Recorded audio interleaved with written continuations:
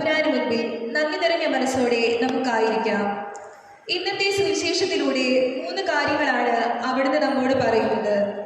ഭൂമിയിൽ തീയിടാനാണ് ഞാൻ വന്നിരിക്കുന്നത്. എനിക്ക് ഒരു സ്നാനം സ്വീകരിക്കാനുണ്ട്. സമാധാനമല്ല, ഭിന്നതയാണ് ഞാൻ ആഗ്രഹിക്കുന്നത്. ബൈബിളിൽ തീ ദൈവ സാന്നിധ്യത്തിൻ്റെയും ശുദ്ധീകരണത്തിൻ്റെയും അടയാളമായിട്ടാണ് കാണപ്പെടുന്നത്. തൻ്റെ സഹായകനായ പരിശുദ്ധാത്മാവിനെ അയക്കുന്നതിനെക്കുറിച്ചാണ് അവിടുന്ന് നമ്മോട് സൂചിപ്പിക്കുന്നത്. എനിക്ക് ഒരു സ്നാനം സ്വീകരിക്കാനുണ്ട് എന്ന് പറയുന്നതിലൂടെ തൻ്റെ പീഡാസഹനവും കുരിശുമരണവുമാണ് അവിടുന്ന് വെളിപ്പെടുത്തുന്നത്. മനുഷ്യരെ പാപകരങ്ങളിൽ നിന്ന് മോചിപ്പിക്കുന്നതിന് വേണ്ടിയുള്ള വിശുദ്ധ സ്നാനം. ക്രിസ്തുവിനെ അനുഗമിക്കാൻ ആഗ്രഹിക്കുന്നവരുടെ പാതകൾ സഹനങ്ങൾ നിറഞ്ഞതാണ്. യേശുവിൻ്റെ വചനം ശാന്തിദായകമാണ്. എങ്കിലും അത് ഇരുതലവാളിനേക്കാൾ മൂർച്ചയുള്ളതും പ്രഘോഷകരെയും ശ്രോതാക്കളെയും ഒരുപോലെ മുറിവേൽപ്പിക്കുന്നതുമാണ്. ക്രിസ്തുവാകുന്ന അഗ്നിയിലൂടെ ശുദ്ധീകരിക്കപ്പെട്ട് നമ്മുടെ ജീവിതമാകുന്ന കാൽവരിയിലൂടെ അവിടുത്തെ അനുഗമിച്ച് ക്രിസ്തുവിൽ എത്തിച്ചേരാം. അതിനായി നമുക്ക് ഈ ബലിയിൽ പ്രാർത്ഥിക്കാം. പ്രാരംഭഗാനത്തിനായി നമുക്ക് ഒരുങ്ങാം.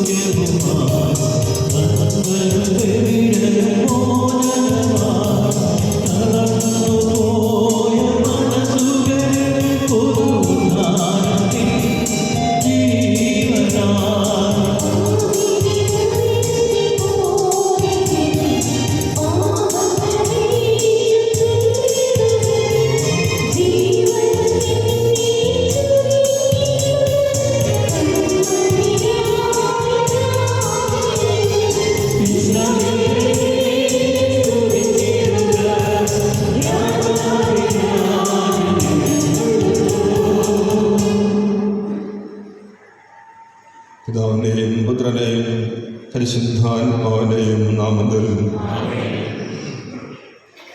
നമ്മുടെ കർത്താവായ യേശുക്രിസ്തുവിൻ്റെ കൃപയും പിതാവായ ദൈവത്തിൻ്റെ സ്നേഹവും പരിശുദ്ധാത്മാവിൻ്റെ സംസർഗവും നിങ്ങളോട് കൂടെ ഉണ്ടായിരിക്കട്ടെ. യേശുപ്രിയ സഹോദരനെയും ദൈവത്തിൻ്റെ കൃപയിൽ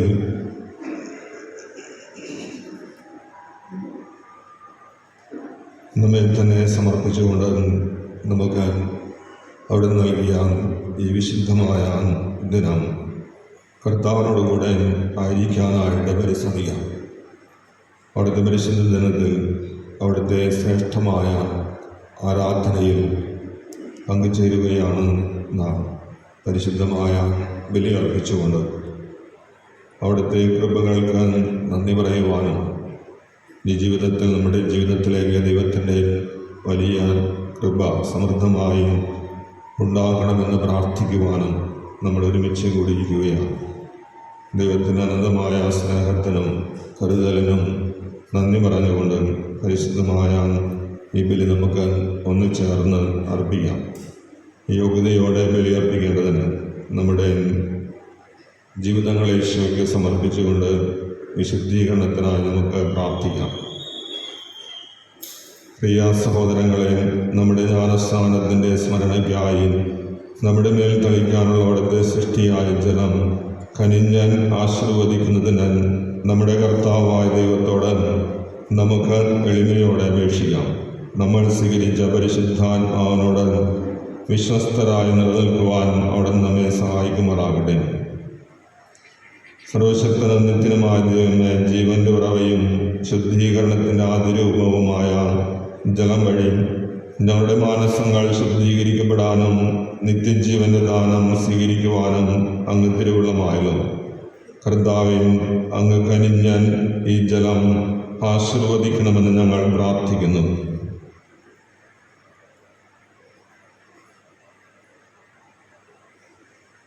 അതുവഴി ഈ ദിനം അങ്ങേ കാരുണ്യത്തിൽ ശക്തിപ്പെടട്ടെ എന്ന് ഞങ്ങൾ അഭിലഷിക്കുന്നു. അങ്ങേ കൃപാവരത്തിൻ്റെ സജീവമായ നീരുറവ ഞങ്ങളിൽ നവീകരിക്കുവാനും ഈ ജലം വഴി ആത്മശരീരങ്ങൾക്ക് നേരിടാവുന്ന സകലത്തിന്മകളിൽ നിന്നും ഞങ്ങൾ സുരക്ഷിതരാക്കുവാനും അനുഗ്രഹിക്കണമേ. അങ്ങനെ ഞങ്ങൾ നിർമ്മല ഹൃദയത്തോടെ അങ്ങിലേക്ക് അടുത്തു വരാനും അങ്ങേ രക്ഷാം യഥായോഗ്യം സ്വീകരിക്കുവാനും പ്രാപ്തരാകുമാറാകട്ടെ. ഞങ്ങളുടെ കർത്താവായ ക്രിസ്തു വഴി പ്രാർത്ഥന കേട്ടരുളണമേ. സർവശക്തനായ ദൈവമേ, അങ്ങയോട് ഞങ്ങൾ അപേക്ഷിക്കുന്നു. അങ്ങേ സൃഷ്ടിയായ ഒപ്പം അങ്ങേ കാരുണ്യത്താൽ ആശീർവദിക്കുവാൻ അങ്ങ് തിരുവുള്ളമാകണമേ.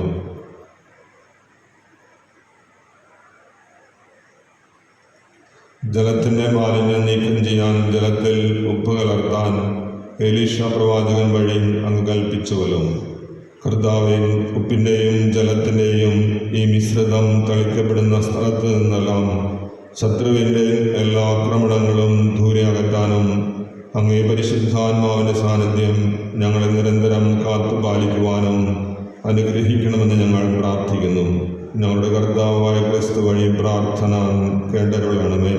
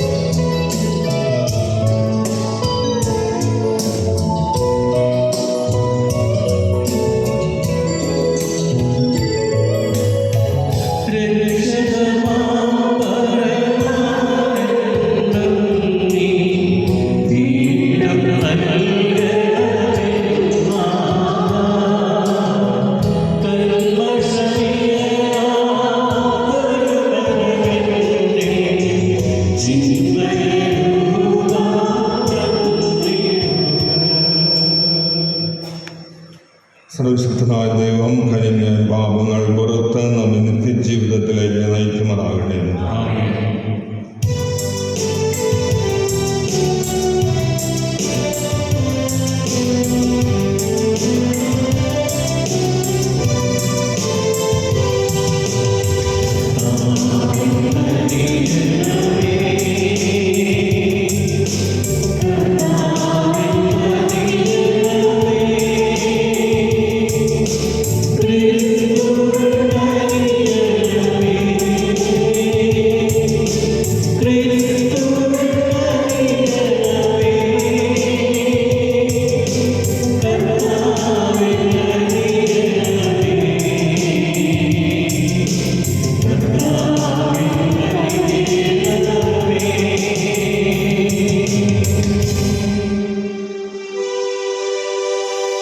അത്യുന്നതങ്ങളിൽ ദൈവത്തിനു മഹത്വം.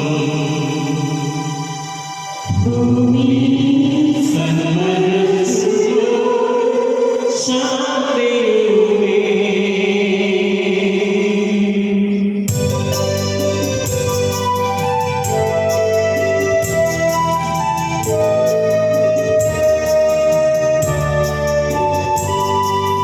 Oh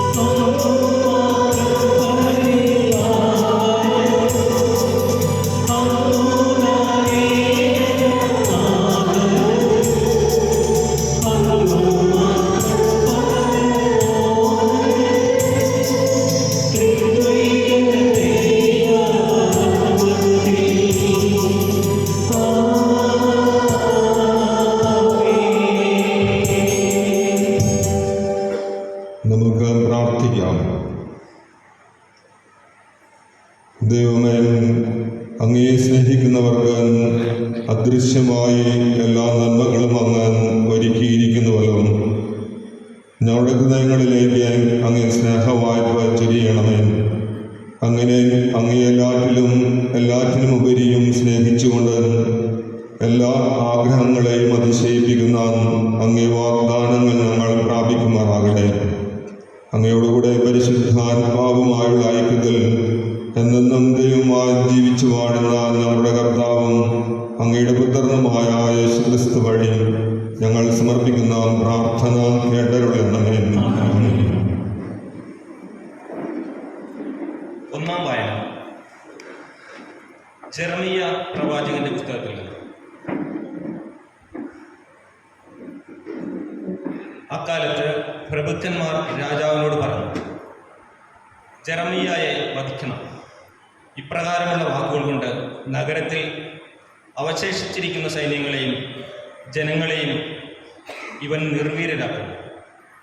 ജനത്തിന് നന്മയല്ല, നാശമാണ് ഇവൻ ആഗ്രഹിക്കുന്നത്. സെദക്കിയ രാജാവ് പറഞ്ഞു, ഇതാ അവൻ നിങ്ങളുടെ കൈകളിലാണ്. നിങ്ങൾക്കെതിരെ ഒന്നും ചെയ്യാൻ രാജാവിന് സാധിക്കുകയില്ലല്ലോ. അവർ ജെറമിയയെ കാവൽപ്പുരയുടെ മുറ്റത്തുണ്ടായിരുന്ന കിണറ്റിലേക്ക് ഇറക്കി. രാജകുമാരൻ മൽക്കിയായുടെ കിണർ എന്നറിയപ്പെടുന്ന അതിലേക്ക് അവനെ കയറിൽ കെട്ടിത്താഴ്ത്തി. കിണറ്റിൽ ചളിയല്ലാതെ വെള്ളം ഇല്ലായിരുന്നു. ജെറമിയ ചെളിയിൽ വീണു. എബദ്മലേക്ക് കൊട്ടാരത്തിൽ നിന്ന് ഇറങ്ങിച്ചെന്ന് രാജാവിനോട് പറഞ്ഞു, യജമാനായ രാജാവേ, ജെറമിയായെ കിണറ്റിൽ താഴ്ത്തിയ ഇവർ തിന്മ ചെയ്തിരിക്കുന്നു. അവൻ അവിടെ കിടന്ന് വിശന്നു മരിക്കും. നഗരത്തിൽ അപ്പം തീർന്നു പോയിരിക്കുന്നു. രാജാവ് എത്യോപ്യക്കാരനായ എബദ്മലേക്കിനോട് കൽപ്പിച്ചു, നീ ഇവിടെ നിന്ന് 3 പേരെയും കൂട്ടിക്കൊണ്ട് ജെറമിയ പ്രവാചകനെ മരിക്കുന്നതിന് മുമ്പ് കിണറ്റിൽ നിന്ന് കയറ്റുക. കർത്താവിൻ്റെ വചനം.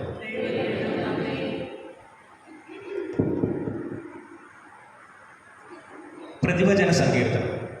കർത്താവെ, എന്നെ സഹായിക്കാൻ വേഗം വരണമേ. എല്ലാവരും കർത്താവെ, എന്നെ സഹായിക്കാൻ വേഗം വരണമേ. ഞാൻ ക്ഷമാപൂർവം കർത്താവിനെ കാത്തിരുന്നു. അവിടുന്ന് ചെവി ചായ്ച്ച് എൻ്റെ നിലവിളി കേട്ടു. കർത്താവെ, എന്നെ സഹായിക്കാൻ വേഗം വരണമേ. ഭീകരമായ ഗർത്തത്തിൽ നിന്നും കുഴഞ്ഞ ചേറ്റിൽ നിന്നും അവിടുന്ന് എന്നെ കരകയറ്റി. എൻ്റെ പാദങ്ങൾ പാറയിൽ ഉറപ്പിച്ചു, കാൽവയ്പുകൾ സുരക്ഷിതമാക്കി. കർത്താവെ, എന്നെ സഹായിക്കാൻ വേഗം വരണമേ. അവിടുന്ന് ഒരു പുതിയ ഗാനം എൻ്റെ അധരങ്ങളിൽ നിക്ഷേപിച്ചു. നമ്മുടെ ദൈവത്തിന് ഒരു സ്തോത്രഗീതം പലരും കണ്ടു ഭയപ്പെടുകയും കർത്താവിൽ ശരണം വയ്ക്കുകയും ചെയ്യും. കർത്താവെ, എന്നെ സഹായിക്കാൻ വേഗം വരണമേ. ഞാൻ ദരിദ്രനും പാവപ്പെട്ടവനുമാണ്, എങ്കിലും കർത്താവ് എന്നെപ്പറ്റി കരുതലുണ്ട്.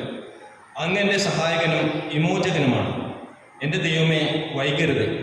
കർത്താവെ, എന്നെ സഹായിക്കാൻ വേഗം വരണമേ.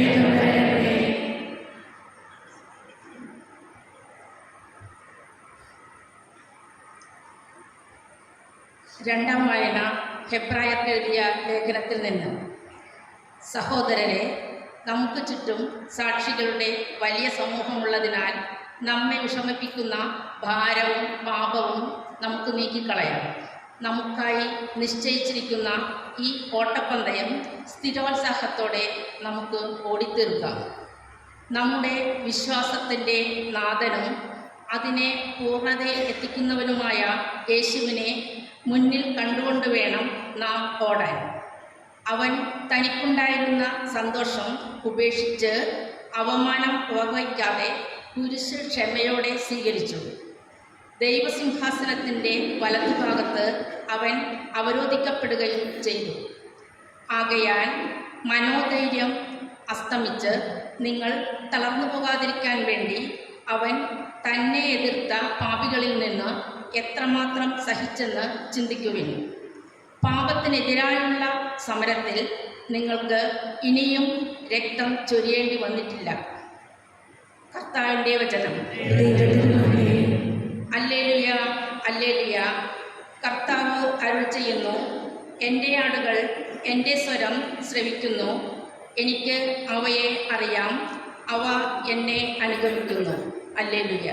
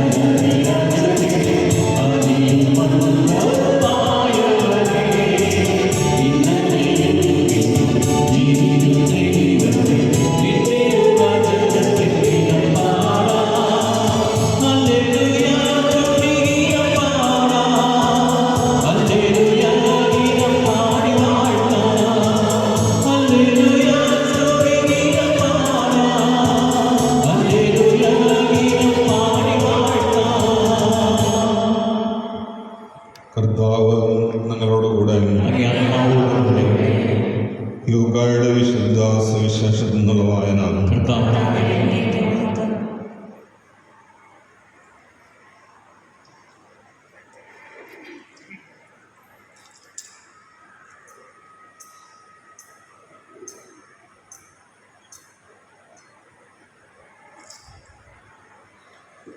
അക്കാലത്ത് യേശു ശിഷ്യന്മാരോട് അരുൾ ചെയ്തു, ഭൂമിയിൽ തീയിടാനാണ് ഞാൻ വന്നത്. അത് ഇതിനകം കത്തിജ്വലിച്ചിരുന്നെങ്കിൽ എനിക്കൊരു സ്നാനം സ്വീകരിക്കാനുണ്ട്. അത് നിവൃത്തിയാകുവോളം ഞാൻ എത്ര ഞെരുങ്ങുന്നു. ഭൂമിയിൽ സമാധാനം നൽകാനാണ് ഞാൻ വന്നിരിക്കുന്നതെന്ന് നിങ്ങൾ വിചാരിക്കുന്നുവോ? അല്ല, ഭിന്നത എന്ന് ഞാൻ നിങ്ങളോട് പറയുന്നു.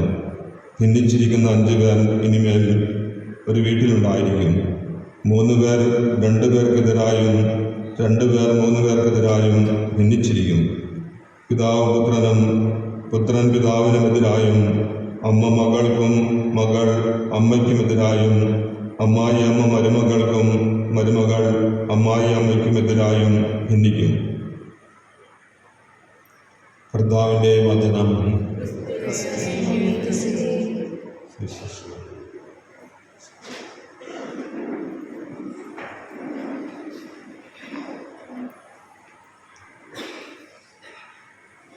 യേശുവിന്റെ സഹോദരനെ, ഇന്നത്തെ സുവിശേഷ വചനം വായിക്കുമ്പോൾ നമുക്കെല്ലാവർക്കും വലിയ അത്ഭുതവും കൗതുകവുമാണ്. ഭൂമിയിൽ സമാധാനം കൊണ്ടുവന്ന കർത്താവ് അവിടുന്ന് ജനിക്കുന്ന അവസരത്തിൽ തന്നെ സ്വർഗം ഉദ്ഘോഷിക്കുന്നുണ്ട്.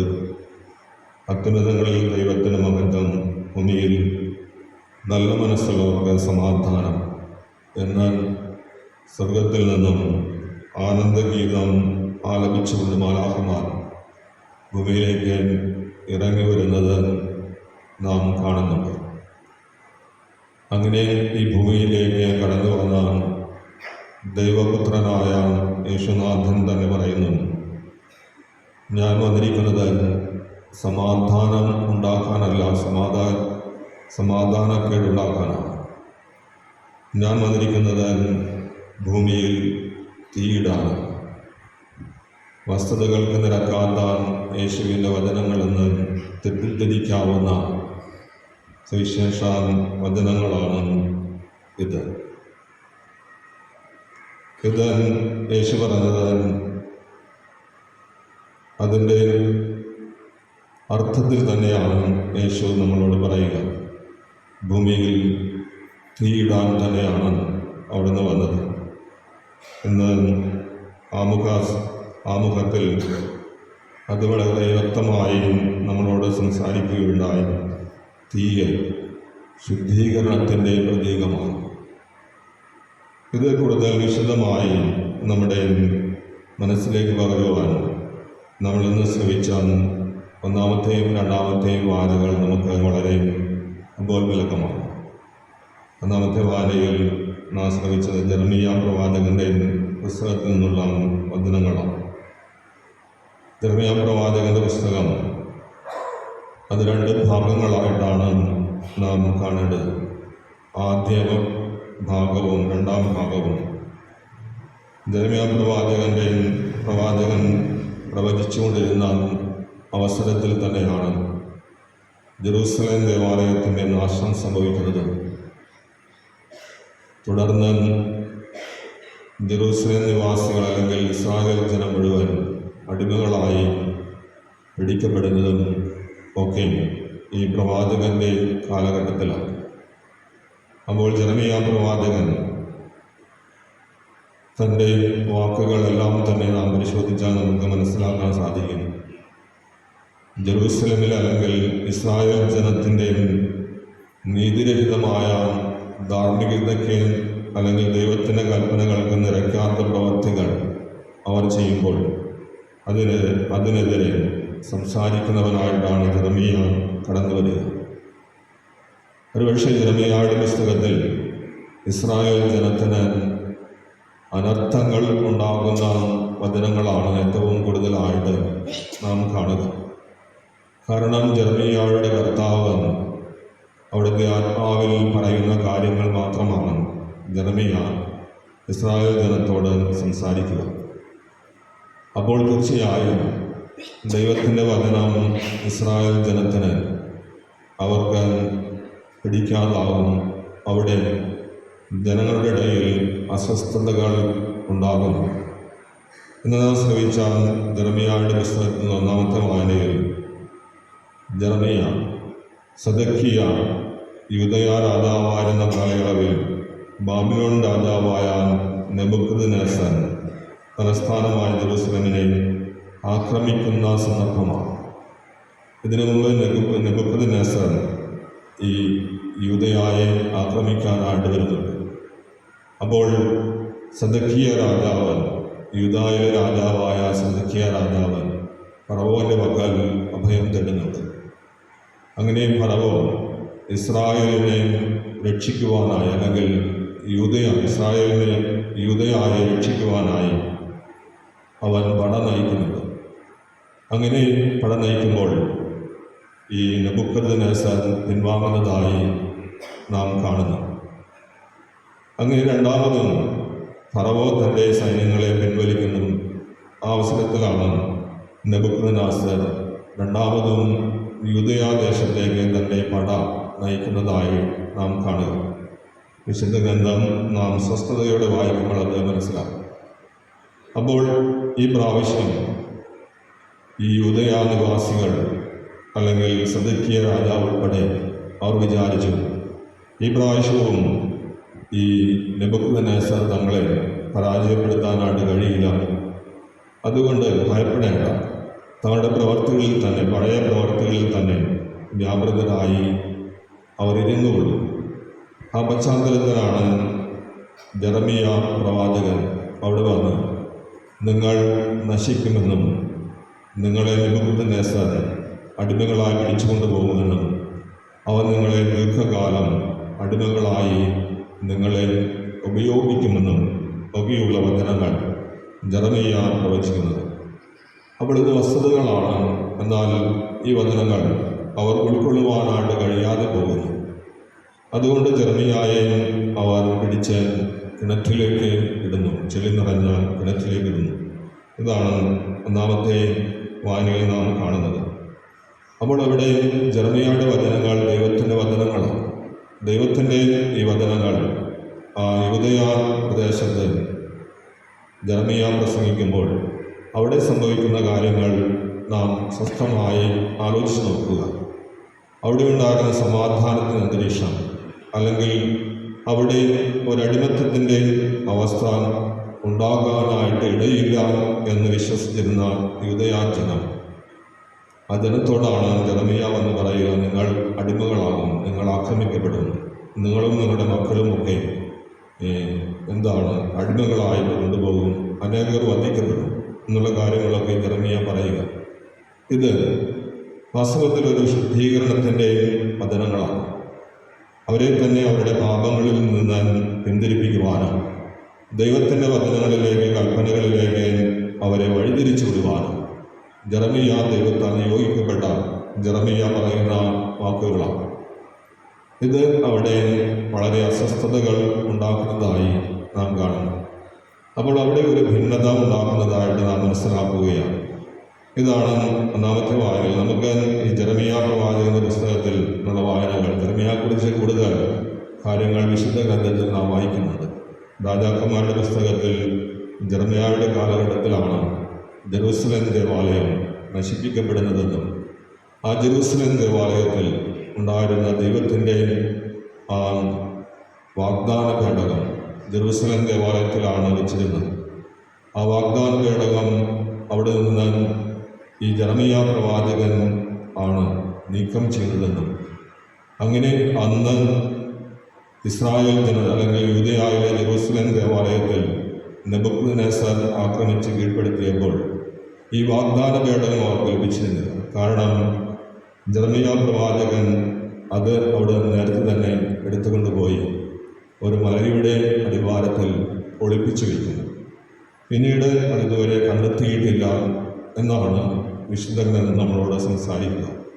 അപ്രകാരം ജെറമിയാവ് പ്രവാചകൻ ജെറൂസലേമിൻ്റെ പതനത്തെക്കുറിച്ചും ജെറൂസലേമിൻ്റെ പതനത്തിന് ശേഷമുള്ള അവസരത്തിലുമൊക്കെ ജീവിച്ചിരുന്ന പ്രവാചകനാണ് ജെറമിയാവ് പ്രവാചകൻ. ഈ പ്രവാചകൻ്റെ വാക്കുകളാണ് നമ്മളിന്ന് ശ്രമിച്ചത്. രണ്ടാമത്തെ വായനയിൽ പൗലോസ് അപ്പോസ്തലൻ നമ്മൾ വായിച്ചു കേട്ടു. ഫെബ്രുവരി എഴുതിയ ലേഖനത്തിൽ പൗലോസ് അപ്പോസ്തലൻ നമ്മളോട് പറയുകയാണ്, നമ്മളൊക്കെ ഒരു ഓട്ടപ്പന്തയത്തിലാണ്. അതായത് ഓട്ടപ്പന്തയത്തിൽ ഒരു മനുഷ്യൻ വിജയിക്കണമെങ്കിൽ അവൻ നിരന്തരമായി അതിന് ഒരുങ്ങേണ്ടതുണ്ട്. അവൻ്റെ ജീവിതത്തിൽ അവന് ഒരുപക്ഷെ ഇഷ്ടപ്പെട്ടതൊക്കെ ഉപേക്ഷിക്കേണ്ടതുണ്ട്. തനിക്ക് ഏറ്റവും ഇഷ്ടപ്പെട്ട സാധനം തൻ്റെ പന്തയത്തിന് നിരക്കാത്തതാണെങ്കിൽ, ഉദാഹരണമായി തടി അധികം വർദ്ധിച്ചാൽ ഓട്ടപ്പന്തയത്തിൽ വിജയിക്കാൻ സാധിക്കില്ല. അപ്പോൾ നമുക്ക് ഇഷ്ടമുള്ള ഭക്ഷണങ്ങൾ ഒക്കെ കഴിച്ചുകൊണ്ടിരുന്നാൽ പന്തയത്തിൽ വിജയിക്കാനായിട്ട് കഴിയാതെ പോകും. അതുകൊണ്ട് ഓട്ടപ്പന്തയത്തിൽ വിജയിക്കണമെങ്കിൽ നമ്മൾ നമ്മളെ തന്നെ നിയന്ത്രിക്കണം. നമ്മുടെ ആരോഗ്യത്തെ കൂടുതൽ ഊർജ്ജസ്വലതയോടെ സംരക്ഷിക്കേണ്ടതിന് നമ്മെ തന്നെ ക്രമീകരിക്കേണ്ടതുണ്ട്, നമ്മെ തന്നെ നിയന്ത്രിക്കേണ്ടതുണ്ട്. അങ്ങനെ ആ നിയന്ത്രണത്തിൻ്റെ ഏറ്റവും ഉദാത്തമായ രൂപം ആരാണ് എന്ന് പൗലോസ് അപ്പോസ്തലൻ നമ്മളോട് പറഞ്ഞു തരികയാണ്. ഓട്ടപ്പന്തയത്തിൽ നിലക്ഷ്യം വയ്ക്കുന്ന യേശു തന്നെയാണ് നിനക്ക് മാതൃക. അപ്പോൾ യേശു എപ്രകാരമാണ് തൻ്റെ ജീവിതത്തിൽ തൻ്റെ സഹനങ്ങളും കുരിശുകളും ഏറ്റെടുത്ത് അത് വിജയം വരിച്ചത് എന്ന് നീ കാണുന്നുണ്ടല്ലോ. ആ യഥാർത്ഥ മാതൃകയാണ് നിന്റെ ഓട്ടപ്പന്തയത്തിൽ നിനക്ക് മുന്നിലുള്ളത്. അതുകൊണ്ട് നീ മറ്റാരെയും ലക്ഷ്യം വെക്കേണ്ട, മറ്റാരെയും മാതൃകയാക്കേണ്ട. നീ യേശുവിനെ മാത്രം ലക്ഷ്യം വെച്ച് യേശുവിനെ മാത്രം മാതൃകയാക്കി നിന്റെ പന്തയം പൂർത്തീകരിക്കുക. ഇതാണ് പൗലോസ് അപ്പോസ്തലൻ നമ്മളോട് രണ്ടാമത്തെ വായനയിൽ പറഞ്ഞു തരിക. ഇവിടെയും അപ്പോസ്തലൻ നമ്മളോട് പറഞ്ഞു തരിക നമ്മുടെ ഒരു വിശുദ്ധീകരണത്തിൻ്റെ, നമ്മുടെ തന്നെ സ്വയം നിയന്ത്രണത്തിൻ്റെ ഒക്കെ വചനങ്ങളാണ്. ഇപ്രകാരം ഒരു വിശുദ്ധീകരണത്തിൻ്റെ, സ്വയം നിയന്ത്രണത്തിൻ്റെ ഒക്കെ അവസ്ഥയിലേക്ക് നാം കടന്നു വന്നാൽ മാത്രമേ നമുക്ക് യഥാർത്ഥത്തിൽ വിജയിക്കാനായിട്ട് കഴിയും, ലക്ഷ്യത്തിൽ എത്തിച്ചേരാനായിട്ട് കഴിയും എന്നാണ് പൗലോസ് അപ്പോസ്തലൻ നമ്മളോട് പറയുക. നമ്മൾ വിശുദ്ധ ഗ്രന്ഥത്തിൽ സുവിശേഷ വചനങ്ങളിലേക്ക് കടന്നു വരുമ്പോൾ നമുക്കറിയാം, യേശു പരിശുദ്ധാത്മാവാൽ നിറഞ്ഞവനായി സ്നാനം സ്വീകരിക്കുന്നതായിട്ട് നാം കാണുന്നുണ്ട്. യോഹന്നാൻ്റെ സുവിശേഷത്തിൽ യോഹന്നാൻ പറയുന്നുണ്ട്, എന്താണ്? യേശു പരിശുദ്ധാത്മാവിനാലും അഗ്നിയാലും നിങ്ങളെ സ്നാനപ്പെടുത്തും. ഞാൻ ജലം കൊണ്ടാണ് നിങ്ങളെ സ്നാനപ്പെടുത്തുന്നത്, എന്നാൽ എൻ്റെ പിന്നാലെ വരുന്നവൻ പരിശുദ്ധാത്മാവിനാലും അഗ്നിയാലും നിങ്ങളെ സ്നാനപ്പെടുത്തും എന്ന് യോഹന്നാൻ പറയുന്നത് ലൂക്കായുടെ സുവിശേഷം 3-16 വാക്യത്തിൽ. അതുപോലെ തന്നെ പരിശുദ്ധാത്മാവ് അഗ്നിയായി, ലൂക്ക പരിശുദ്ധാത്മാവിനെ അഗ്നിയായി ലൂക്കാൻ അവതരിപ്പിക്കുന്നുണ്ട്. നടപടി പുസ്തകത്തിൽ 2-ാം അധ്യായം 1-ാം വാക്യത്തിൽ പരിശുദ്ധാത്മാവ് അഗ്നിയുടെ രൂപത്തിൽ ശ്രീഹാന്മാരുടെ മേൽ എഴുന്നള്ളി വരുന്നതായി അവിടെ നാം വായിക്കുന്നുണ്ട്. അതുപോലെ ജലത്താലും ആത്മാവിനാലും വീണ്ടും ജനിക്കണം, എങ്കിലും നിനക്ക് ജീവൻ പ്രാപിക്കും, അല്ലെങ്കിൽ നിത്യജീവൻ ഉണ്ടാകും എന്ന് യേശു തന്നെ പറയുന്നുണ്ട്. അത് യോഹന്നാന്റെ സുവിശേഷത്തിൽ 3-ാം അധ്യായത്തിൽ 1 മുതൽ 5 വരെയുള്ള വചനങ്ങളിൽ നിക്കോദെമോസിനോട് പറയുന്ന വചനങ്ങളാണ്, യേശുവിൻ്റെ വചനങ്ങൾ തന്നെയാണ്. അപ്പോൾ ജലത്താലും ആത്മാവിനാലും നീ വീണ്ടും ജനിച്ചില്ലെങ്കിൽ നിനക്ക് ദൈവരാജ്യത്തിൽ പ്രവേശിക്കാനായിട്ട് സാധിക്കുകയില്ല എന്നാണ് യേശു പറയുക. നാസറേയ സുവിശേഷ വചനത്തിൽ യേശു ഇവിടെ പറയുകയാണ്, ഞാൻ ഭൂമിയിൽ തീയിടാനാണ് വന്നിരിക്കുന്നത്. ഞാൻ ഭൂമിയിൽ തീയിടാനാണ് വന്നിരിക്കുന്നത്. അത് കത്തിജ്വലിക്കണം, ഇതിനകം കത്തിജ്വലിക്കണം എന്നല്ല, മറ്റെന്താണ് ഞാൻ ആഗ്രഹിക്കുക. അപ്പോൾ ഭൂമിയിൽ ഒരു വേർതിരിവ് ഉണ്ടാക്കാൻ തന്നെയാണ് കർത്താവ് വന്നത്. ഇത് തുടർന്നുള്ള വചനങ്ങളിൽ യേശു നമ്മളോട് പറഞ്ഞു തരുന്നുണ്ട്. വീട്ടിൽ 5 പേരുണ്ടെങ്കിൽ 3 പേർ 2 പേർക്കെതിരായും 2 പേർ 3 പേർക്കെതിരായും ഭിന്നിക്കും. അതായത് നന്മയുടെയും തിന്മയുടെയും ഒരു വേർതിരിവ്.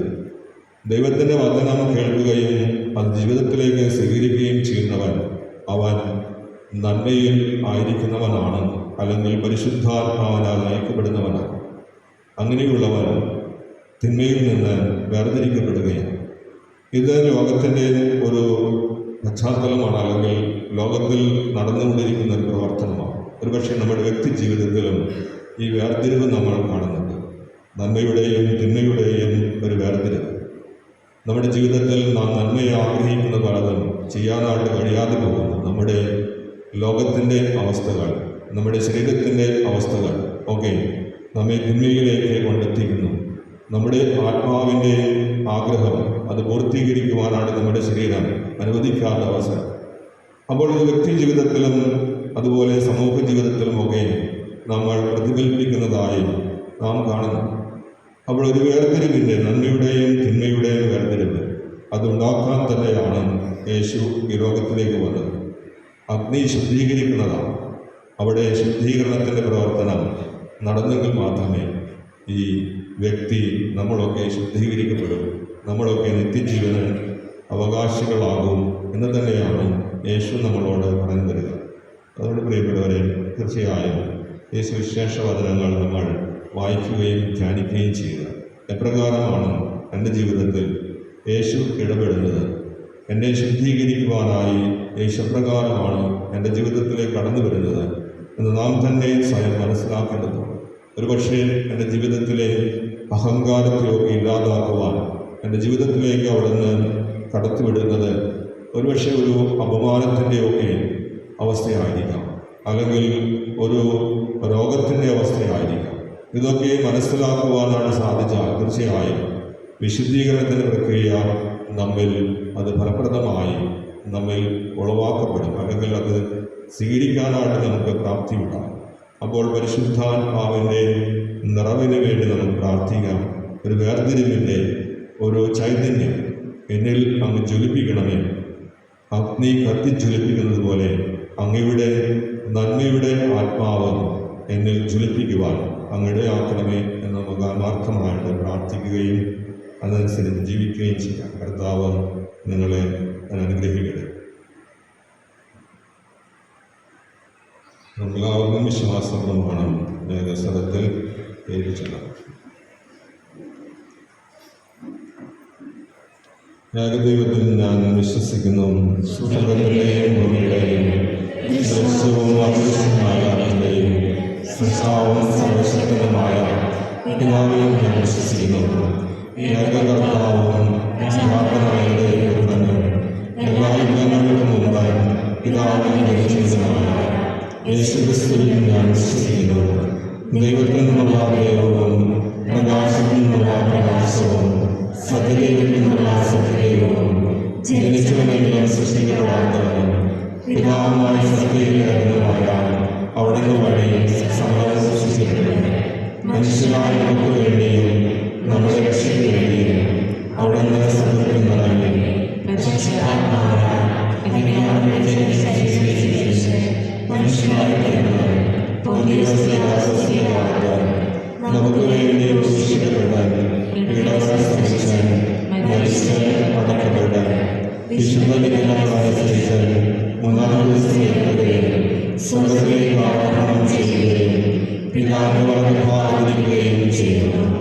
ജീവിക്കുന്നവരെയും മരിച്ചവരെയും വിധിക്കുവാൻ അവിടുന്ന് മഹത്വത്തോടെ എഴുതുകയും അവരുടെ രാജ്യത്തിന് അവസാനം ഉണ്ടാവുകയില്ല.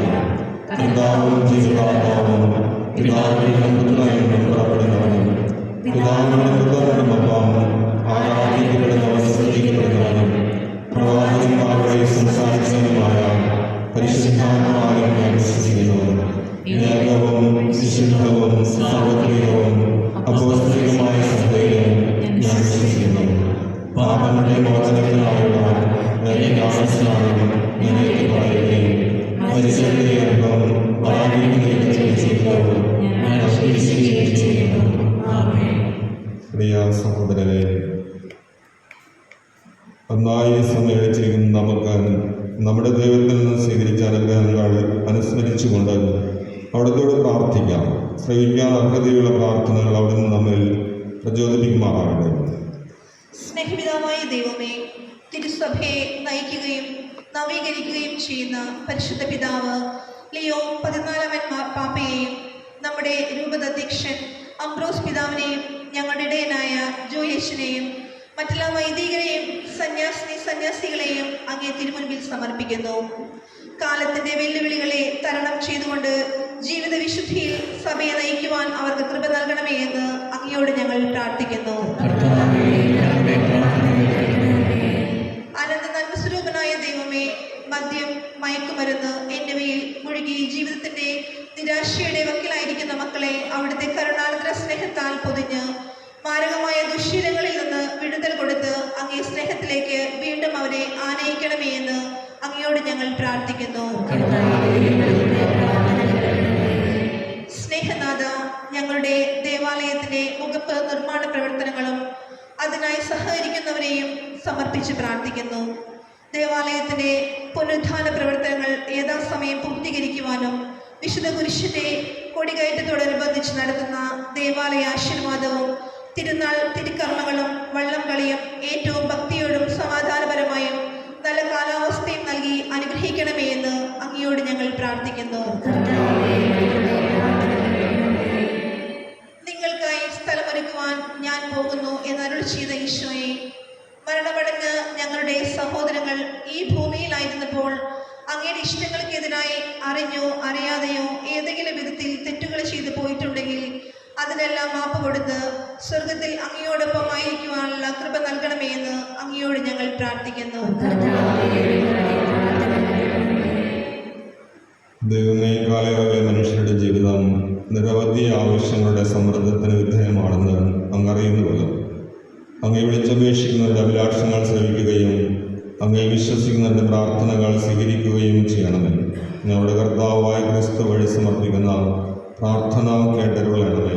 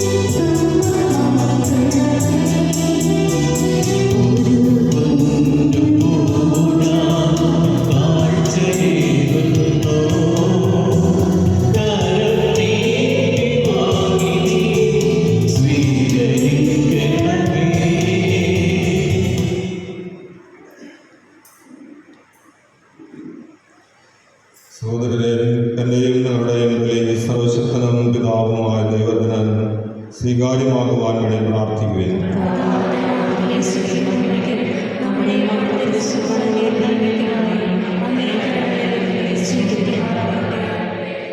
കർത്താവേ, മഹത്വപൂർണ്ണമായ വിനിമയം നിറവേറ്റുന്ന ഞങ്ങളുടെ കാഴ്ചദ്രവ്യങ്ങൾ സ്വീകരിക്കണമേ. അങ്ങനെ അങ്ങ് തന്നവാൻ അർപ്പിച്ചുകൊണ്ട് അങ്ങയെ തന്നെ സ്വീകരിക്കുവാൻ ഞങ്ങൾ അർഹരാകുമാറാകട്ടെ. ഞങ്ങളുടെ കർത്താവായ ക്രിസ്തു വഴി സമർപ്പിക്കുന്ന പ്രാർത്ഥന കേട്ടരുളണമേ. കർത്താവ് നിങ്ങളോട് കൂടെ. ഹൃദയങ്ങൾ ഉയർത്തുകയും നമ്മുടെ കർത്താവായ ദൈവത്തിന് നന്ദി പ്രകാശിപ്പിക്കാം. കർത്താവേ, പരിശുദ്ധനായ പിതാവേ, സർവശക്തനും നിത്യനുമായ ദൈവമേ, എങ്ങും എപ്പോഴും അങ്ങേക്ക് ഞങ്ങൾ കൃതജ്ഞത അർപ്പിക്കുന്നത് യഥാർത്ഥത്തിൽ ഉചിതവും ന്യായവും യോഗ്യവും രക്ഷാകരവുമാണല്ലോ. അവിടുന്ന് ലോകത്തിലെ എല്ലാ വസ്തുക്കളും നിർമ്മിക്കുകയും കാലങ്ങളുടെ വിവിധ മാറ്റങ്ങൾ ക്രമപ്പെടുത്തുകയും ചെയ്തു. യഥാർത്ഥത്തിൽ അങ്ങേ ഛായയിൽ മനുഷ്യനെ സൃഷ്ടിക്കുകയും സർവ അത്ഭുത പ്രതിഭാസങ്ങളും അവന് അധീനമാക്കുകയും ചെയ്തു. അങ്ങനെ അങ്ങ് സൃഷ്ടിച്ച എല്ലാറ്റിൻ്റെയും മേൽ അവൻ ഭരണം നടത്തുകയും അങ്ങേ വിസ്മരണീയമായ പ്രവർത്തികളിൽ ഞങ്ങളുടെ കർത്താവായ ക്രിസ്തു വഴി അങ്ങേ നിരന്തരം പ്രകീർത്തിക്കുകയും ചെയ്യുന്നു. ആകയാൽ ഞങ്ങളും എല്ലാ മാലാഖമാരുടെയും ഒപ്പം അങ്ങയെ സ്തുതിച്ചുകൊണ്ട് ആഹ്ലാദപൂർവമായ ആഘോഷത്തോടെ ആലപിക്കുന്നു.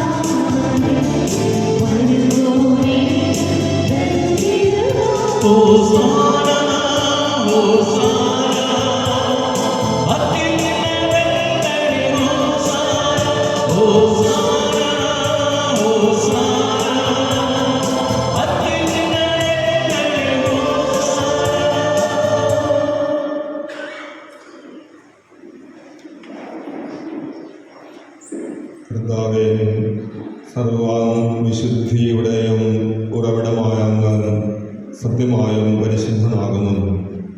ആകയാൽ അങ്ങയാത്മാവാൽ മഞ്ഞുകണം പോലെ ഈ കാണിക്കകൾ പവിത്രമാക്കണമേ. അങ്ങനെ ഞങ്ങൾക്കായി ഇവ ഞങ്ങളുടെ കർത്താവായ യേശുക്രിസ്തുവിൻ്റെ ശരീരവും രക്തവുമായി തീരുമാനാകട്ടെ.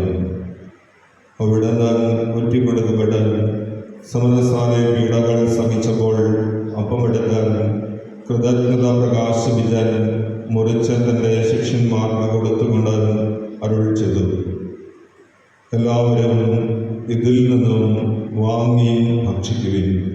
എന്തെന്നാൽ ഇത് നിങ്ങൾക്ക് വേണ്ടി അർപ്പിക്കുവാനിരിക്കുന്ന എൻ്റെ ശരീരമാകുന്നു.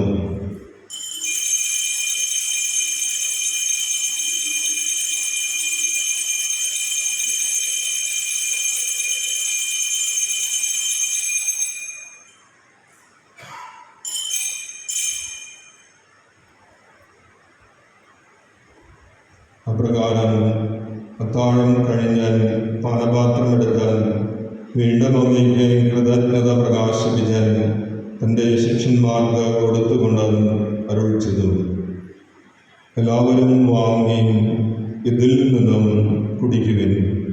എന്തെന്നാൽ ഇത് നിങ്ങൾക്ക് വേണ്ടിയും അനേകർക്ക് വേണ്ടിയും പാപമോചനത്തിനായും ചിന്തപ്പെടാനിരിക്കുന്ന എൻ്റെ രക്തത്തിൻ്റെ നവീനവും സനാതനവുമായ ഉടമ്പടിയുടെ പാനപാത്രമാകുന്നു. ഇത് നിങ്ങൾ എൻ്റെ ഓർമ്മയ്ക്കായി ചെയ്യുവിൻ.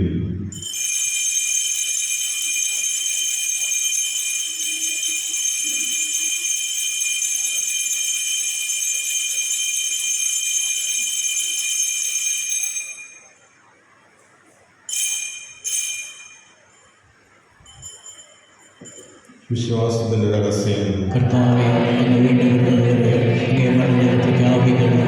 അങ്ങ് ഉയർത്തി ഞങ്ങളെ എത്തിക്കൊണ്ടിരിക്കുന്നു. ആകയാൽ കർത്താവേ, അവിടുത്തെ മരണവും ഉയർപ്പും ഓർത്തുകൊണ്ട് അങ്ങേക്ക് മുമ്പിൽ നിൽക്കുന്നതിനും അങ്ങയെ പരിചരിക്കുന്നതിനും അർഹരാക്കി തീർത്തതിന് ഞങ്ങൾ നന്ദി പറഞ്ഞുകൊണ്ട് ജീവന്റെ അപ്പവും രക്ഷയുടെ പാനപാത്രവും ഞങ്ങൾ അങ്ങേ അർപ്പിക്കുന്നു. ക്രിസ്തുവിൻ്റെ ശരീരത്തിലും രക്തത്തിലും പങ്കുചേരുന്ന ഞങ്ങളെ പരിശുദ്ധാത്മാവിൽ ഒന്നായി ചേർക്കണമെന്ന് താഴ്മയോടെ ഞങ്ങൾ അപേക്ഷിക്കുന്നു. കർത്താവെ, ലോകമെങ്ങും വ്യാപിച്ചു കിടക്കുന്ന അങ്ങേ സഭയെ ഓർക്കണമേ. ഞങ്ങളുടെ പരിശുദ്ധ പിതാവ് ദൈവപോനാലാമൻ പാപ്പയോടും ഞങ്ങളുടെ രൂപതാധ്യക്ഷൻ അംബ്രോസ് മെത്രാനോടും മെത്രാൻ പദവിയിലുള്ളവരോടും വൈദിക ഗണത്തോടുമൊത്ത് സഭയെ അങ്ങ് സ്നേഹത്തിൻ്റെ പൂർണ്ണതയിൽ എത്തിക്കണമേ. ഉയർപ്പിൻ്റെ പ്രത്യാശയുടെ നിദ്ര കൊള്ളുന്ന ഞങ്ങളുടെ സഹോദരങ്ങളെയും അങ്ങേ കാരുണ്യത്തിൽ മരണമടഞ്ഞ സകലരെയും അങ്ങ് ഓർക്കുകയും അങ്ങേ മുഖത്തിൻ്റെ പ്രകാശത്തിലേക്ക് അവരെ സ്വീകരിക്കുകയും ചെയ്യണമേ. ഞങ്ങളെല്ലാവരിലും കനിയണമെന്ന് ഞങ്ങൾ പ്രാർത്ഥിക്കുന്നു. അങ്ങനെ ദൈവമാതാവായ പരിശുദ്ധ കന്യകാമറിയത്തോടും ആ കന്യകയുടെ ഭർത്താവായ ഭാഗ്യപ്പെട്ട യോസേഫിനോടും അനുഗ്രഹീതരായ അപ്പോസ്തലന്മാരോടും മഹിമയേറിയ രക്തസാക്ഷികളോടും കാലാകാലങ്ങളിൽ അങ്ങയെ പ്രസാദിപ്പിച്ച സകല വിശുദ്ധരോടുമൊത്ത് നിത്യജീവനിൽ പങ്കുചേരുവാൻ ഞങ്ങളെ അർഹരാക്കുകയും അങ്ങേ പുത്രനായ യേശുക്രിസ്തു വഴി ഞങ്ങൾ അങ്ങയെ സ്തുതിക്കുകയും മഹത്വപ്പെടുത്തുകയും ചെയ്യുമാറാകട്ടെ. ക്രിസ്തുവിലൂടെയും ക്രിസ്തുവിനോടുകൂടെയും ക്രിസ്തുവിൽ തന്നെ സർവശക്തനായ ദൈവവും പിതാവുമായ അങ്ങേക്ക് പരിശുദ്ധാത്മാവുമായുള്ള ഐക്യത്തിൽ എല്ലാവർക്കും മധ്യയും മഹത്വവും എന്നും നയിക്കും. രക്ഷാകരമായ കൽപ്പനകളാൽ ഉദ്ബോധിതരായും ദീപദേശത്താൽ രൂപവൽകൃതരായും നിർഭയം നമുക്ക് ഏതി ചൊല്ലാം. സ്വർഗസ്ഥനായ ഞങ്ങളുടെ പിതാവേ, അങ്ങയുടെ നാമം പൂജിതമാകണമേ. അങ്ങയുടെ രാജ്യം വരണമേ. അങ്ങയുടെ തിരുമനസ്സ് സ്വർഗ്ഗത്തിലെ പോലെ ഭൂമിയിലുമാകണമേ. അന്നത്തെ വേണ്ട ആഹാരം ഇന്ന് ഞങ്ങൾക്ക് തരണമേ. ഞങ്ങളുടെ തെറ്റുകളോട് ഞങ്ങൾ ക്ഷമിക്കുന്നത് പോലെ ഞങ്ങളുടെ തെറ്റുകളോട് ക്ഷമിക്കണമേ. ഞങ്ങളെ പ്രലോഭനത്തിൽപ്പെടുത്തരുതേ, തിന്മയിൽ നിന്ന് രക്ഷിക്കണമേ. കർത്താവേ, എല്ലാ തിന്മകളിൽ നിന്നും ഞങ്ങളെ മോചിപ്പിക്കണമേ. ഞങ്ങളുടെ ദിനങ്ങളിൽ സമാധാനം കനിവാർന്ന് നൽകണമേ. അനുഗ്രഹപൂർണമായ പ്രത്യാശയും ഞങ്ങളുടെ രക്ഷകനായ യേശുക്രിസ്തുവിൻ്റെ ആഗമനവും പ്രതീക്ഷിച്ചുകൊണ്ട് അങ്ങേ കരുണയുടെ സഹായത്താൽ ശക്തി പ്രാപിച്ച് ഞങ്ങളെപ്പോഴും പാപത്തിൽ നിന്ന് മോചിതരാകുകയും എല്ലാ വിപത്തുകളിൽ നിന്ന് സുരക്ഷിതരാകുകയും ചെയ്യുമാറാകണമേ.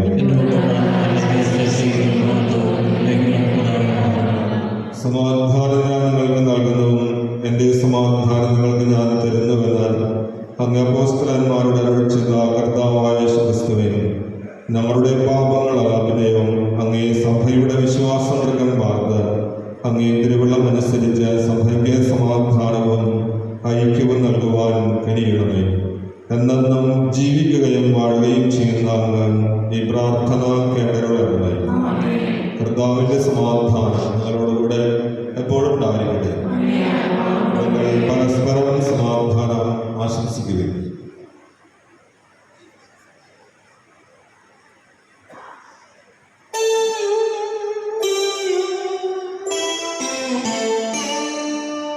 ലോകത്തിൻ പാപങ്ങൾ നീക്കിടും ദൈവത്തിൻ കുഞ്ഞാടേ, ഞങ്ങളിൽ നീ കനിയേണമേ.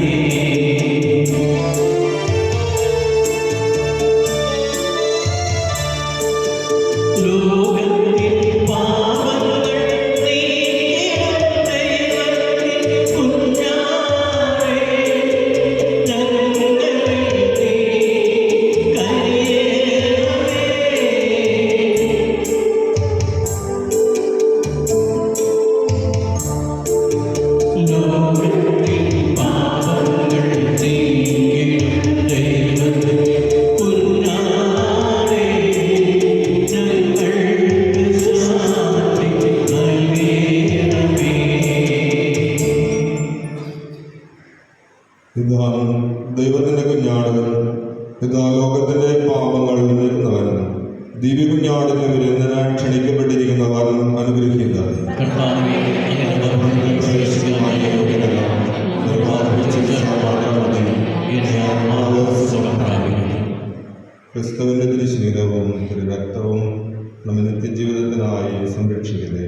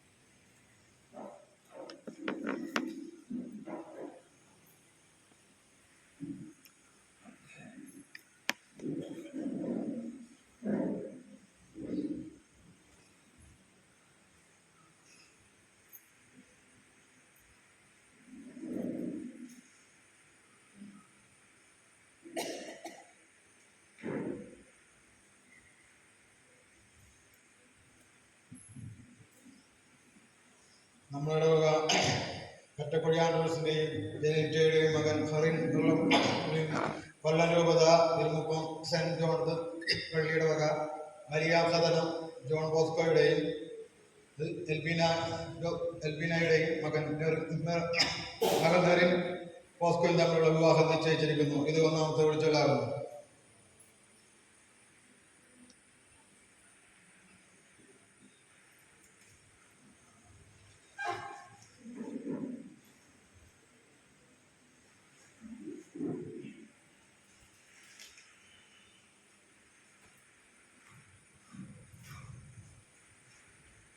വൈദികർക്ക് വേണ്ടിയുള്ള പ്രാർത്ഥന. നിത്യപുരോഹിതനായ ഈശോയെ, അങ്ങേ പൗരോഹിത്യത്തിൽ പങ്കുവച്ച നാം അവിടുത്തെ അഭിഷിക്തരായ വൈദികരെ ഞങ്ങളങ്ങേക്ക് സമർപ്പിക്കുന്നു. അവരുടെ വിശുദ്ധീകരണത്തിനും സുവിശേഷാധിഷ്ഠിത ജീവിതത്തിനു വേണ്ടി ഞങ്ങൾ പ്രാർത്ഥിക്കുന്നു. അവർക്ക് യാതൊരാമത് കൂടാതെ അങ്ങേ തിരുഹൃദയത്തിൽ അഭയം നൽകണമേ. അങ്ങേ പരിശുദ്ധമായ തിരുശരീരം ദിവസം തോറും സംവഹിക്കുന്ന അവരുടെ അഭിഷിക്ത കർഷകർ മലിനമാകാതെ കാക്കണമേ. അങ്ങേ വിലയേറിയ തിരുരക്തത്താൽ നനയുന്ന അവരുടെ നാവുകൾ നിർമ്മലമായി കാത്തുകൊള്ളണമേ. അങ്ങേ ശ്രേഷ്ഠമായ പൗരോഹിത്യത്തിൻ്റെ മഹനീയമുദ്ര വച്ചിരിക്കുന്ന അവരുടെ ഹൃദയങ്ങൾ ലോകവസ്തുക്കളിൽ നിന്ന് അകറ്റുകയും വിശുദ്ധമായി കാത്തുകൊള്ളുകയും ചെയ്യണമേ. അങ്ങേ ദിവ്യസ്നേഹം അവരെ ലോകതന്ത്രങ്ങളിൽ നിന്ന് സംരക്ഷിക്കട്ടെ. അങ്ങയോടുള്ള വിശ്വസ്തതയിൽ എന്നും ജീവിക്കുവാൻ അങ്ങയുടെ അനുഗ്രഹം സമൃദ്ധമായി അവർക്ക് ലഭിക്കുമാറാകട്ടെ. അവരുടെ പ്രയത്നങ്ങൾ ഫലസമൃദ്ധങ്ങളായി ഭവിക്കട്ടെ. അവരുടെ ശുശ്രൂഷ ലഭിക്കുന്നവർക്ക് ഗൃഹത്തിൽ ആനന്ദവും ആശ്വാസവും പരത്തിൽ നിത്യസൗഭാഗ്യവും അനുഭവിക്കുവാൻ ഇടവരട്ടെ. ലോകരക്ഷകനായ ഈശോയെ, അങ്ങേ പുരോഹിതരെയും വൈദിക ശുശ്രൂഷകരെയും അങ്ങേ അമൂല്യമായ തിരുരക്തം പൂശി എപ്പോഴും വിശദീകരിക്കുകയും കാത്തുകൊള്ളുകയും ചെയ്യണമേ. ആമേൻ. വൈദികരുടെ രാജ്ഞിയായ പരിശുദ്ധ മറിയമേ, പ്രാർത്ഥിക്കണമേ.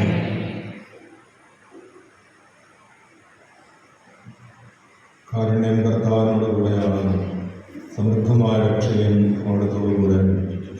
നമുക്ക് പ്രാർത്ഥിക്കാം.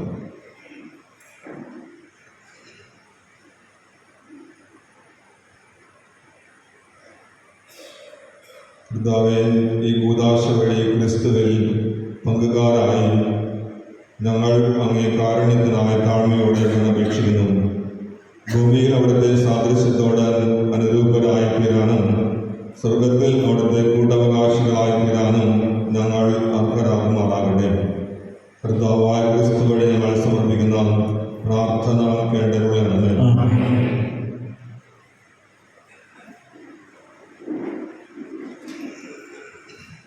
ഇന്ന് കാഴ്ച സമർപ്പണം നടത്തിയത് ഹോളി ക്രോസ് ഒന്നാമത്തെ കുടുംബാംഗമാണ്. അവർക്ക് നന്ദി പറയുന്നു. പെരുന്നാഴ്ചയിൽ രണ്ടാമത്തെ സ്നേഹചൈതന്യ കുടുംബ യൂണിറ്റ് അംഗങ്ങളാണ് കാഴ്ച സമർപ്പണം നടത്തുക. വരുന്ന വെള്ളിയാഴ്ച നേരത്തെ ഭക്ഷണത്തിന് സഹായിക്കേണ്ടത് 7 യൂണിറ്റ് ഗുഡ് ഷെപ്പേർഡ് കുടുംബ യൂണിറ്റ് അംഗങ്ങളാണ്.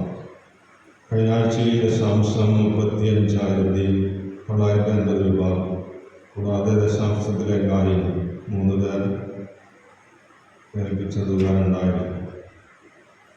കാഴ്ച സമർപ്പണം 1370 രൂപ. രണ്ടാമത്തെ തിരുവലിയിൽ 770 രൂപ.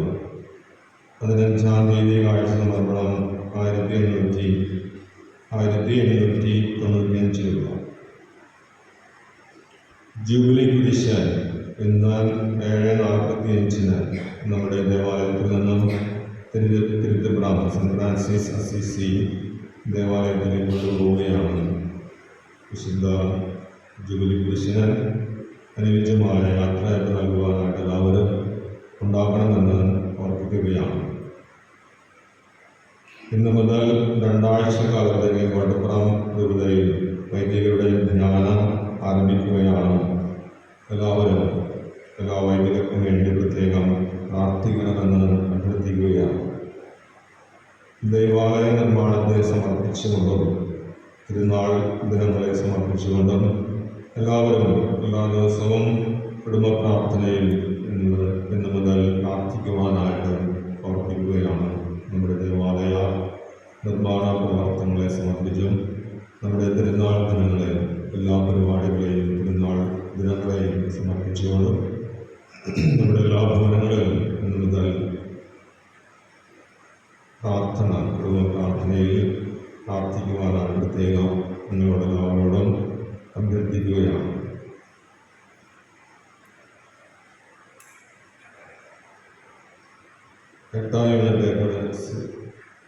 ജീസസ് യൂത്തുകൾക്ക് വേണ്ടിയുള്ള പ്രാർത്ഥനാ സമ്മേളനം ഇന്ന് 4:30 തവണശ്ശേരി ചീക്കോവും ടോമിയുടെ ഭവനത്തിൽ വെച്ച് കൂടുന്നു.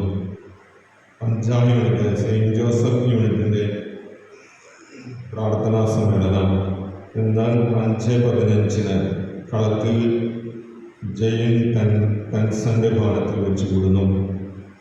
6-ാം യൂണിറ്റ് ചെറുകൃഷ്ണ യൂണിറ്റിൻ്റെ പ്രാർത്ഥനാ സമ്മേളനം ഇന്ന് 6 മണിക്ക് വലിയ വീട്ടിൽ ജെറോം ബേസിലിൻ്റെ ഭവനത്തിൽ വെച്ച് കൂടുന്നു. 9-ാം യൂണിറ്റ് കോളേജ് യൂണിറ്റിൻ്റെ പ്രാർത്ഥനാ സമ്മേളനം ഇന്ന് 6:30 കലർക്കൽ ഫ്രാൻസിസ് പോളിൻ്റെ ഭവനത്തിൽ വെച്ച് കൂടുന്നു. കുടുംബ സമ്മേളനങ്ങളിൽ എല്ലാവരും തന്നെ പങ്കെടുക്കുവാനായിട്ട് പ്രത്യേകം ഓർമ്മിക്കുകയാണ്. ആരും തന്നെ കുടുംബ സമ്മേളനങ്ങളിൽ മാറി നിൽക്കരുതെന്ന് ഓർമ്മപ്പെടുത്തുന്നു. 2025 ഓഗസ്റ്റ് 20-ാം തീയതി Palarivattom Chaitanya eye hospital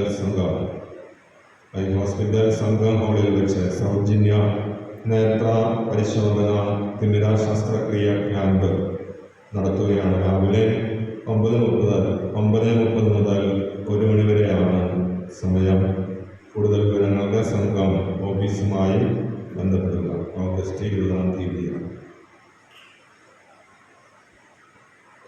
കടൽവാതിലത്ത് KCYM യൂണിറ്റിൻ്റെ ഫണ്ട് ശേഖരണാർത്ഥമായി സ്ക്രാപ്പ് ശേഖരിക്കുന്നതിനായി ഇന്ന് 1 മണി മുതൽ 5 മണി വരെയുള്ള 1 മുതൽ 5 വരെയുള്ള യൂണിറ്റുകളിലേക്ക് KCYM അംഗങ്ങൾ വരുന്നതാണ്. എല്ലാ കുടുംബങ്ങളും സഹകരിക്കണമെന്ന് അഭ്യർത്ഥിക്കുകയാണ്. KCYM യൂണിറ്റിൻ്റെ ഫണ്ട് ശേഖരണാർത്ഥമാണ് നിങ്ങളെ സമീപിക്കുക. നിങ്ങളുടെ ഭവനങ്ങളിലുള്ള നമസ്കാരങ്ങൾ അതുപോലെ മറ്റ് നിങ്ങളുടെ ഭവനങ്ങളിൽ നിങ്ങൾ ഉപയോഗിക്കാതെ വെച്ചിരിക്കുന്ന സാധനങ്ങളൊക്കെ അവർക്കായി നൽകുക. അവരുടെ ഫണ്ട് ശേഖരണത്തിനായിട്ട് ഉപയോഗിക്കുന്നതാണ്. ഇന്ന് 1 മുതൽ 5 വരെയുള്ള യൂണിറ്റുകളിലാണ് KCYM യുവജനങ്ങൾ നമ്മുടെ യുവജനങ്ങൾ വരുന്നത്. അവരുമായി എല്ലാവരും സഹകരിക്കുവാനായിട്ട് ഓർപ്പിക്കുകയാണ്. അതുപോലെ ഇന്ന് 3 മണിക്ക് ഹോളി ക്രോസ് ചർച്ച് പാരിഷ് ഹാളിൽ വെച്ച് മേരി തോമസ് രചിച്ച മഴ യുവതി എന്ന കവിതാ സമാഹാരത്തിൻ്റെ പ്രകാശന കർമ്മം നടത്തപ്പെടുകയാണ്. ഈ ചടങ്ങിലേക്ക് നമ്മൾ എല്ലാവരും പങ്കെടുക്കുവാനായിട്ട് ഓർപ്പിക്കുകയാണ്. ഇതിൻ്റെ നമ്മുടെ ഇടവക ആയിരുന്നു മേരി തോമസ്.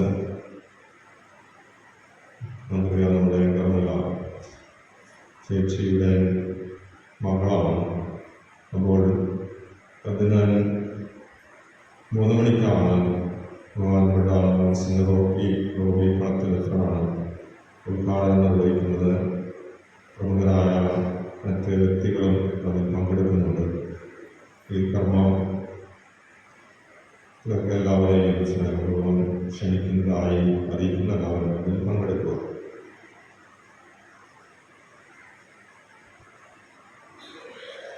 നമുക്കെല്ലാവർക്കും എഴുന്നേറ്റ് നിൽക്കാം.